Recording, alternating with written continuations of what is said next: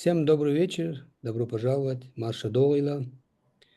Мы продолжаем нашу серию реакций на важные события, мировые события. Начнем, пожалуй, с темы 33-й годовщины официального провозглашения Чеченской Республики Ичкерия. Я сразу передам слово старшим. Начнем с Хусейна. Хусейн, твое слово. Ну, я бы попросил кого-нибудь зачитать указ президента Чеченской Республики Ичкерия, потому что у меня его сейчас на руках нету. Давайте, Или, может быть, я есть. зачитаю, Сейчас. если вы не Ну, против. Да. Давайте. В общем, я дословно зачитаю, Мгм. чтобы не было никаких кривотолков по поводу текста там или указа. Указ, значит, президента Чеченской Республики о государственном суверенитете Чеченской Республики от 1 ноября 1991 года. Руководствуясь декларацией о государственном суверенитете республики и волеизъявлением граждан Чеченской Республики, выраженным прямыми и всеобщими выборами, общими выборами, объявить о государственном суверенитете Чеченской Республики с 1 ноября 1991 года.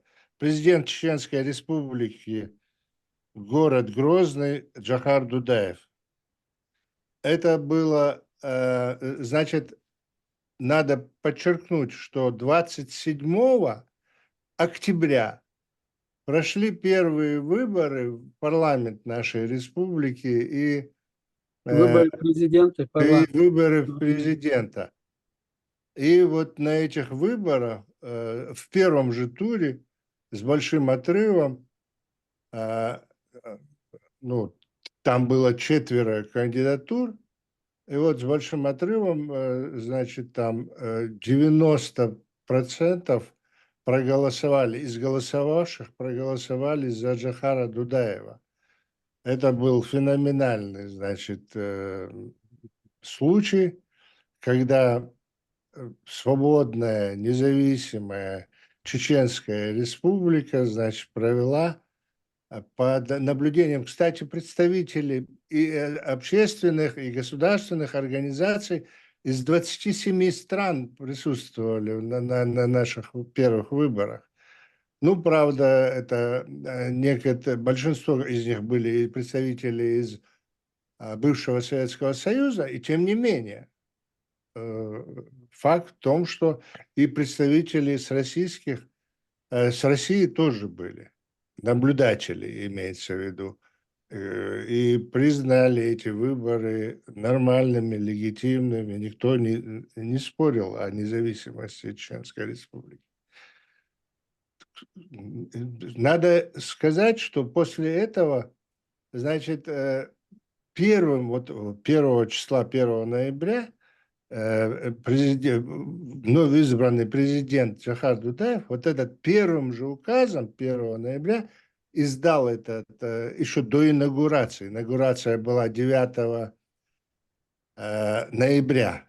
А вот первый указ вышел 1 ноября. И на первом заседании парламента, которое было 2 ноября, 2 ноября первый раз собрался чеченский парламент, на котором, значит,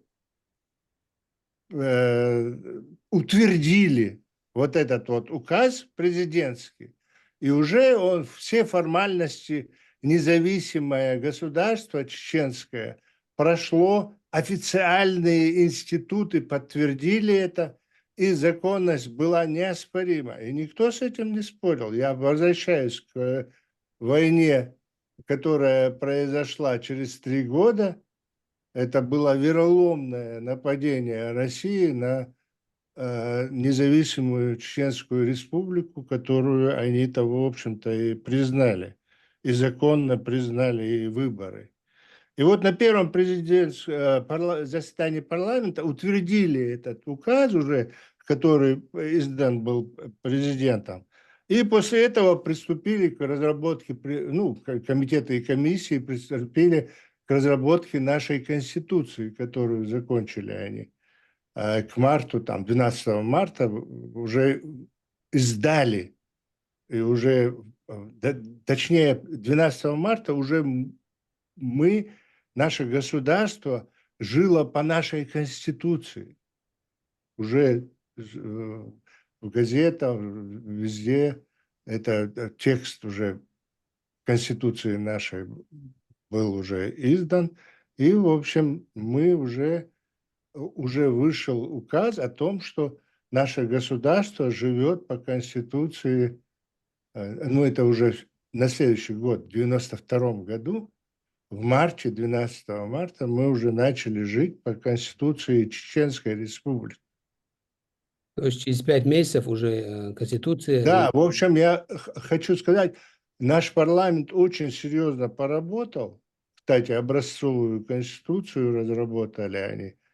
И демократическая, светская, капитальная Конституция, которая, в общем, защищает все права и свободы граждан нашей республики. Разработали все статьи по судам, Верховному и Конституционному суду, по парламенту, по президентскому институту, в общем, по многим, по правам и свободам наших граждан, по самому функционированию отдельных институтов и самого нашего государства. В общем, работа была сделана замечательная вот за эти 5 месяцев. Мы говорим о том, что независимость наша была провозглашена 1 ноября, и сегодня 33 года, как это, дата такая серьезная, по большому счету. Вот Нашему государству 33 года. 33 года нашему государству, да. Вот Да, нашему государству 33 года. Я бы хотел вспомнить, вот эти времена, когда произошло это знаменательное событие для чеченского народа. Я помню ликование народа. Весь народ вышел на улицу. Это такое чувство, как будто в советское время, помните, были коммунальные квартиры, где в одной квартире жили 5, 6, 7 семей, там пользовались одним туалетом, ванной, на одной кухне готовили, гадили друг другу, там все время скандалы бывали. То есть и вдруг эти люди получили как бы отдельно свой частный дом или что-нибудь такое. Как бы это было, были осчастливлены эти люди. Точно таким же образом наш народ был осчастливлен тем, что мы наконец-таки смогли это долгожданное, веками исторический, как бы долгожданный этот момент, когда мы приобрели, имели возможность приобрести национальное государство, создать свое национальное государство, быть хозяевами на своей земле. Я помню эти моменты, как, например, одни из лучших, одни из самых счастливейших моментов моей жизни. Эти годы, да? Именно эти годы самые счастливые для меня. До 1994 года, когда началась Первая русско-чеченская война, была самая настоящая демократия на нашей земле.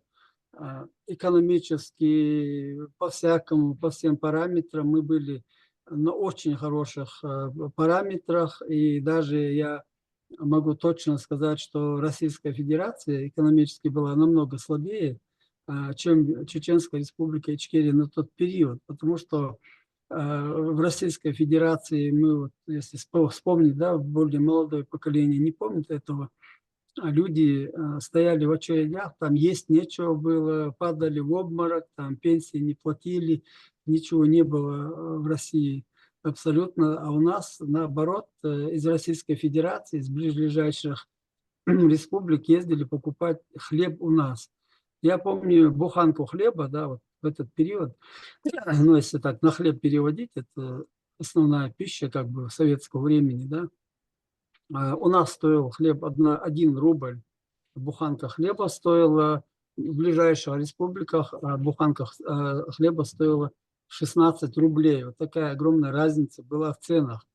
продукты питания и продукты бытовые, там разные там ткани и так далее, они все это дело завозилось, ну, летали самолеты, Эмираты, там разные, за границу завозили товары в нашу республику. В общем, экономика была на нормальном уровне, люди имели рабочие места, самое главное, да, каждый человек мог при желании выйти на улицу и заработать деньги. Коммунальные службы в начале, если они не работали, то уже к 93 году начали организовываться такие фирмы, которые там, по уборке города, по вывозу мусора, там, по всяким делам организовали. Ну, уже как на коммерческие рельсы начали экономика переходить. И был хороший прогресс, который из Москвы показался не очень хорошим для Москвы, для подражания, для других регионов. И Россия естественным образом решила этот процесс для нас остановить. А так президент Джохар Дудаев, которого поддержал весь народ на тот период, я помню это ликование просто, при поддержке такого огромного числа народа, был сильным, во-первых, сам президентом, и очень грамотным, и политически здорово подкованным. Он четко знал весь путь, куда мы идем, как мы идем, и строил вот этот хороший путь для того, чтобы нас вывести, нашу республику, в одну из таких передовых постсоветских республик, но стран как бы новообразованных. Но, к сожалению, вот получилось то, что получилось. Россия организовала первую русско-чеченскую войну, напала на нас, и там 4 года независимости, потом войны. Я как раз вот хотел про это спросить. Вот вы ровесники с Романом, Хусейн, и вам примерно вот 35-34 года, да, это время.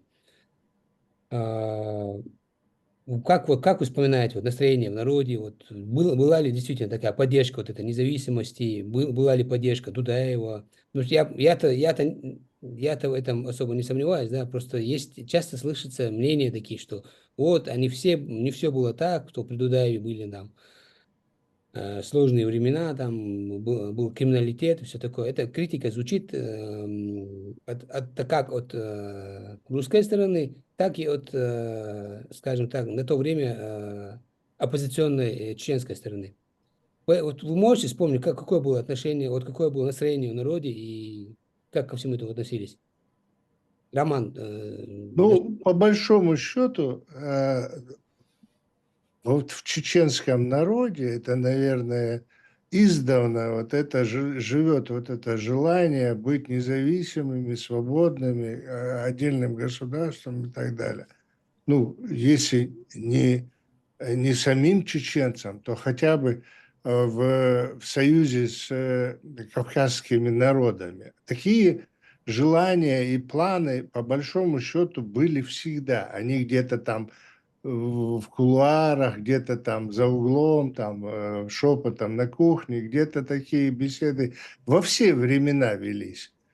Но что касается, когда это произошло, когда вот все началось в Москве, вот эти вот все эти перестроечные процессы, которые закончились ГКЧП и так далее, митинги вышли, и все это в результате, ну, у нас же параллельно в 90-м году был Всемирный съезд чеченского народа, вторая сессия которого через год была, там провозгласили, что это общенациональный конгресс чеченского народа, и переименовали в ОКЧН. А вообще фактически в 90-м году со всех концов света съехались чеченцы, и на этом съезде же было, в общем-то, утверждено, провозглашено о независимости и так далее. И потом все это вот набирало обороты и, в общем-то, вот вылилось в то, что наши государственные, официальные, законно избранные институты уже утвердили, провозгласили ну вот указом президента, потом это суверенитет.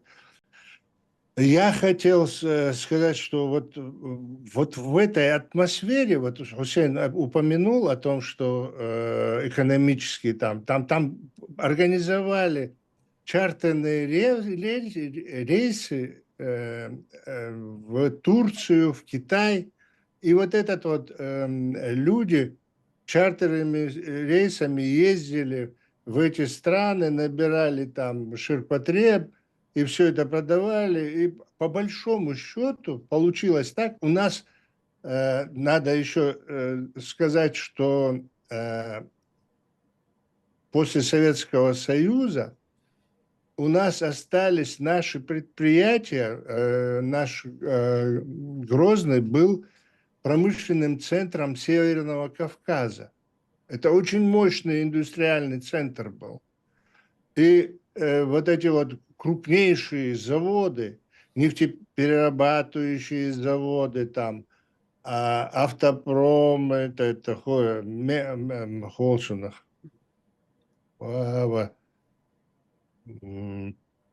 медицинских инструментов заводы, радиозавод, там Красный Молот, металлургический. Вообще мощные заводы были, крупнейшие предприятия. 3 нефтеперерабатывающих крупных предприятия. Ацетоновый в Волшинах завод этот, потом химкомбинат, химзаводы, и краски делали, и линолеум делали, и всякие полиэтиленовые изделия. Одним словом, я хочу сказать, что кроме того, что привозили, еще производство наши работали. И в связи с этим у нас наш рынок, оптовый рынок, был на Северном Кавказе центром, где скупали все Пятигорск, там, Дагестан, Кабардино-Балкария, Осетия, Ингушетия. Все приезжали в Грозный и в Гудермес скупать продукцию, понимаете, оптом. До того мощно. Потом все это за счет войны, конечно, все разрушили, уничтожили, и все изменилось сильно. И в оккупированной Чеченской Республике строят, разрушив все производства. Вот надо опять к энергетическому, значит, нефть разобрать. Вот ты сказал про хлеб, Хусейн, очень четко, это в 16 раз дешевле хлеб был. Это же колоссальная цифра, колоссальная. Продукты были дешевле, чем везде, потому что завозили и сами выращивали. У нас всегда с землей, короче, там помидоры, огурцы, с этим делом у нас всегда нормально было. С землей работать умели. Огородные вот эти, а? С землей работать умели, говорю. Да, всегда чеченцы в этом отношении трудяги, как муравьи. Но что касается, вот я хотел вернуться вот к нефти. Вот этот вот бензин на заправках стоил тоже дешевле, чем вокруг, в других регионах. Вот в этот период, но нужно это тоже подчеркнуть, это очень серьезно. Здесь заправлялись люди, покупали побольше там и так далее. В общем, одним словом, так, жили, такой период был нормальный. В общем-то, если бы развитие, если бы не война, если бы Россия со своей агрессией не вмешалась бы. Кстати, еще надо подчеркнуть, ни в какой ваучеризации в этого постсоветского союза, ни в каких этих делах не участвовала Чеченская Республика. Я не говорю уже о других долгах за то, что они уничтожили и разрушили наши все предприятия и так далее. Мы не участвовали ни в какой приватизации, ваучеризации, я имею в виду общее постсоветского пространства. Мы свое государство суверенное строили по своим законам, демократическим. И это было прекрасно.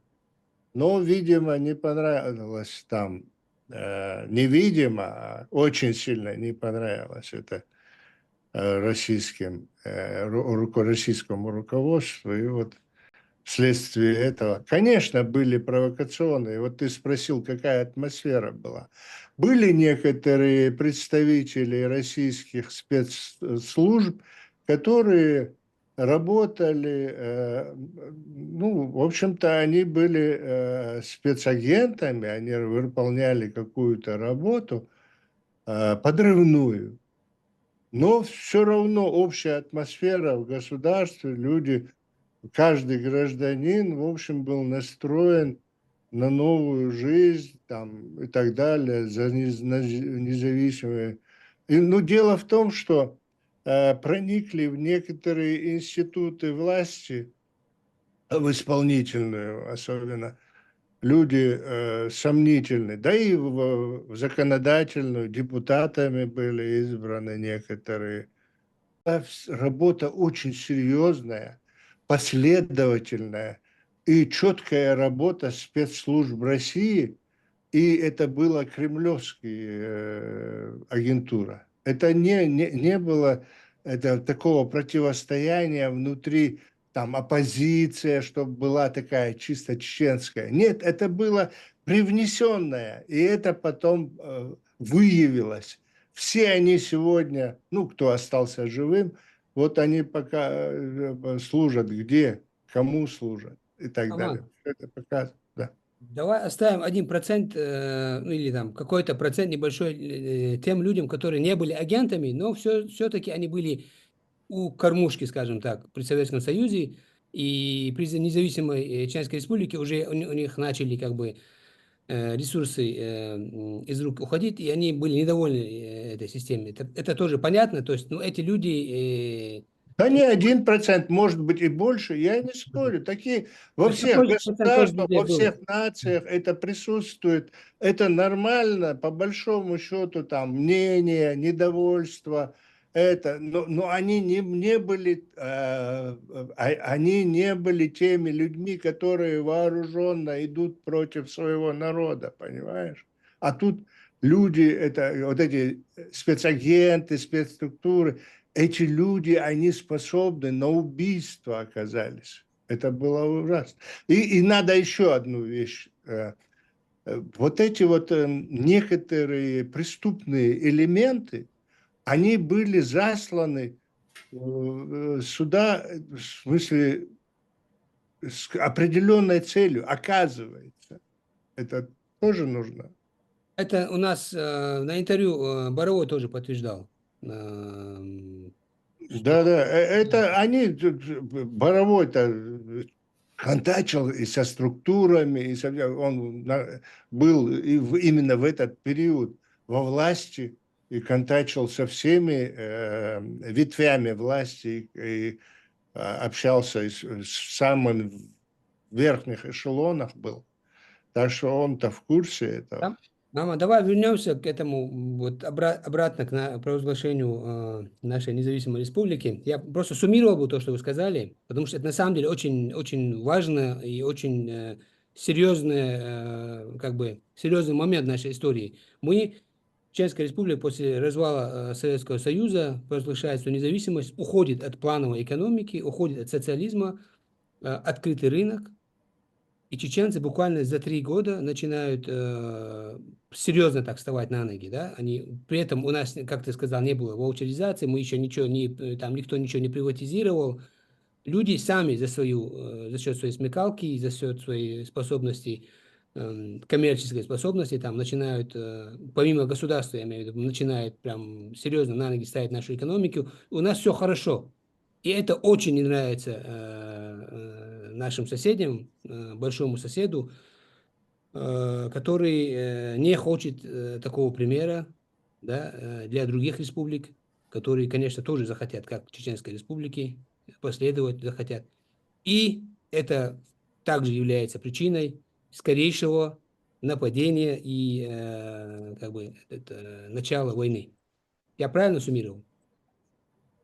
Да, по большому счету. Ну, Тебя если... не слышно. Там надо просто добавить одну вещь, да, то, что мы говорим, оно происходило в этот период, когда, например, вся вот эта Российская Федерация находилась в очень плачевном состоянии, когда сельское хозяйство, например, не могло обеспечить горюче-смазочными материалами, фактически весь Северный Кавказ обеспечивался нашей нефтью, да, ну как бы нефтеперерабатывающие заводы, эти предприятия мы поставляли нефтепродукты, дизельное топливо, масла там разные для сельскохозяйственной работы по своим соседям. Если бы мы могли, если бы захотели или там каким-то образом создать такую ситуацию, там Хусейн, можно я не было бы... помню точно цифру, но там сотни наименований продукции Ну, были. это я основные говорю, это ясное дело, что... Химические производства, да. Да, я имею в виду о сельском, говоря о сельском хозяйстве, когда уборочные, там, когда полевые работы проходили, нужно было дизельное топливо в основном, и его не было в бывшем Советском Союзе, после развала Советского Союза. Я это хорошо помню, что наша республика поставляла.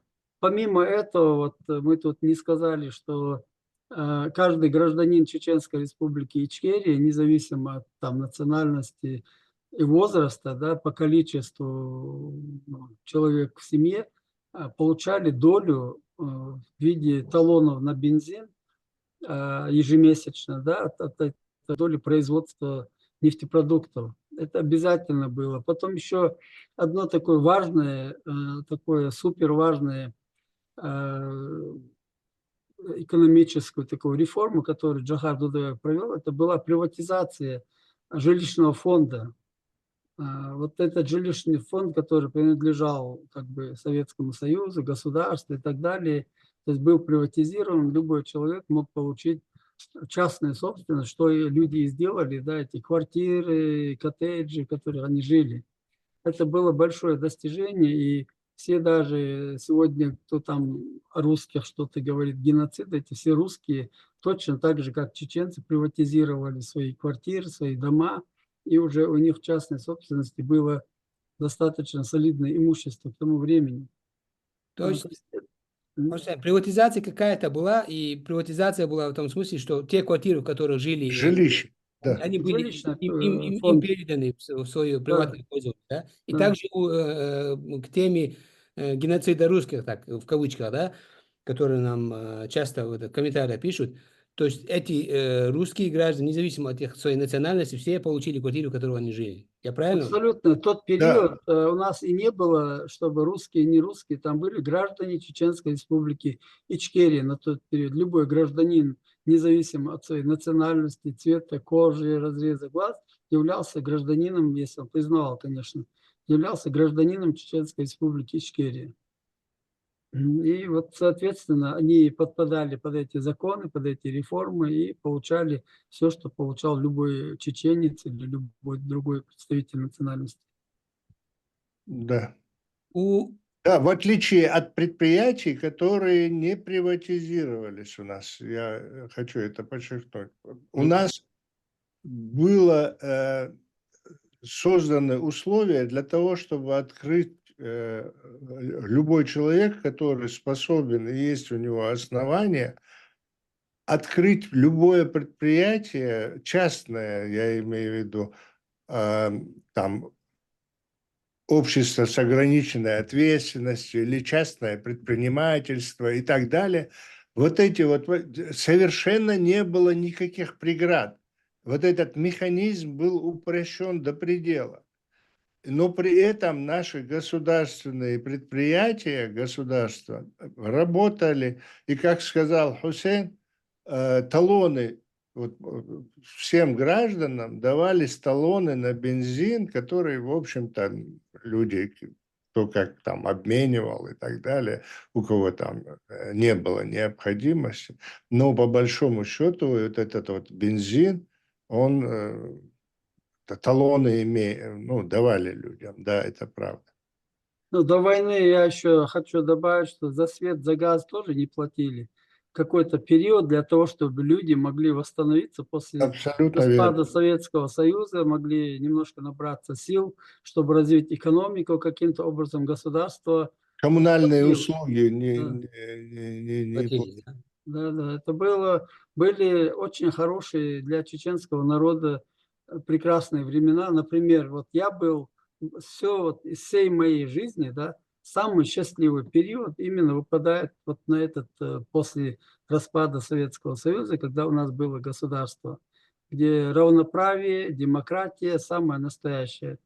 И там защита прав человека, никакого бандитизма, ничего абсолютно в этот период не было. Все, что Россия там потом уже на нас вешает, это абсолютно неправда. Даже вот Караулов, есть такой русский один достаточно известный журналист, он приводит статистику, да, и говорит, есть видео, кто хочет, может найти в интернете видео этого Караулова, где он говорит, а он тогда при Кремле постоянно был как журналист, что в Чеченской республике вообще не было зафиксировано криминала, когда в Москве там сколько-то он приводит цифры, тысячи там по сводкам этого МВД. По Чеченской республике криминала не было. Оно и не было. Потом уже перед началом войны 94 года, 90, уже ближе к 94 году, если мы вспомним ситуацию в Москве с чеченцами, когда чеченцев везде там и напрягали, ловили, по хватали. всей России, не только в Москве. По всей России там И люди вынуждены убивали, были. не только хватали, преследовали, убивали. Ну Труп. да, Мы же на похоронах проводили да, часть времени. люди, живущие в Москве, там, в таких крупных городах, вообще города России, из-за того, что милиционеры подбрасывали в карман наркотики и какие-то там запрещенные вещества, люди вынуждены были ходить, зашивать карманы, да, и с зашитыми карманами, чтобы вот показать, что у меня ничего нету, чтобы не подбросили просто. Вот такой период был. Потом весь криминал, который работал и жил в Москве или там в других городах, сидели в тюрьмах люди за чеченской, может быть, чеченской национальности, которые когда-то занимались криминалом, всех их выпустили из тюрем умышленно и выслали в Чеченскую республику. Это мы видели то же самое, когда с грузинами, когда до начала русско-грузинской войны, как из Москвы ловили целыми там самолетами грузин, да, работает, живет там гражданин России, грузин, ну, по национальности грузин, их тоже точно таким же образом выкидывали в Грузию для того, чтобы они там уже, не будучи, ну, становились недовольны той властью из-за того, что они лишились в Москве бизнеса там или работы, или жилья. Вот то же самое происходило и у нас. Помимо этого, вот пенсионный фонд Советского Союза, там многие люди и не знают, что такое пенсионный фонд, да. Это люди, которые в советский период работали и выплачивали эти налоги пенсионные, они должны были по выходу на пенсию, независимо от того, Чеченская республика, Ичкерия стала самостоятельным государством или любым другим, этот пенсионный фонд обязан был выплачивать тем пенсионерам деньги, которые вкладывали в Советском Союзе. И Россия не выплачивала эти пенсии, да, нашим чеченцам не выплачивала, но выплачивала там в Дагестане, Кабардино-Балкарии, везде, вот рядом по соседству, по границам платили деньги, а в Москве в то же время показывают по телевизору, как в Москве стоят в очереди за пенсией, старики падают в обморок, денег нету, наличного денег нету, денег вообще не платят. Такой страшный контраст был тогда. А делалось это умышленно для того, чтобы вот чеченцам, ну как бы сказать, а почему вам Дудаев пусть вам платит деньги? Дудаев не должен платить эти деньги, если это пенсионный фонд Советского Союза. Собирал эти деньги не Дудаев же годами. Да, вот таким обманным, как бы обманывая людей, которые не очень разбираются в пенсионном фонде, в политике, в этих делах, они пытались противопоставить народ избранной власти. Когда у них это не получилось, да, там организовали уже военные вот эти, нашли подлецов, вооружили их, Кантемирова, Автурханова, Умара, Хаджиев, Саламбек, и Завгаев, там, и Хасбулатов, и там многие другие.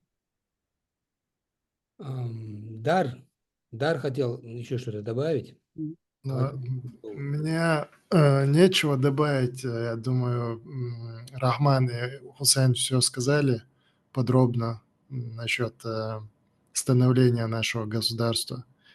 Я просто хотел поздравить наш народ и граждан нашей страны этим днем. Очень важный день для нашего государства. И да, вот я объятки Масери. Амин.